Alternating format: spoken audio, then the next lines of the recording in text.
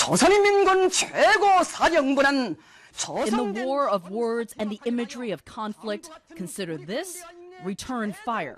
한미 연합 훈련이 계속되는 가운데 Kim Song-min, North Korean defector, broadcasting a message of democracy to North Korea. Hoping they're listening to radios like these that South Korean activists have smuggled into the communist country. He talks to his North Korean sources every day. The average North Korean, you think, wants a war? 예, 북한 주민들은 자기네 싸우면 이긴다고 생각을 하고. Yes, they do, he says. They think they will win a war and escape their difficult lives through war. Kim points out that North Koreans don't get any information other than state-controlled media. But the men in the military, says Kim, tell him they know the regime will lose the fight. The international community, especially the United States, thinks of Kim Jong-un as a madman. Is he a madman? 제가 하도 어리기 때문에 지금. He's so young, he's naive, says Kim. He thinks nuclear weapons will bring the U.S. to the bargaining table. That's similar to what these defectors are hearing from their North Korean sources. We can't show you the faces of these men because they fear the regime.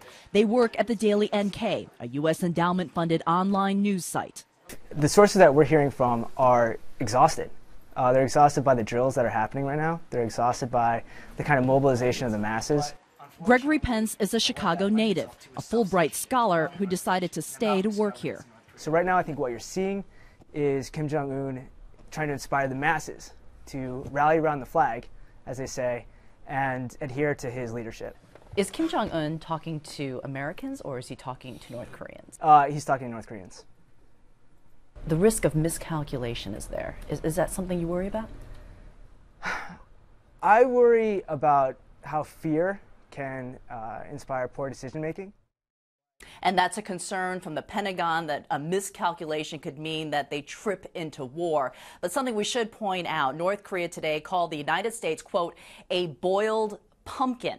The fact that North Korea is now reverting back to this milder, more juvenile chat from the North, well, that may actually be a good sign that they are toning it down.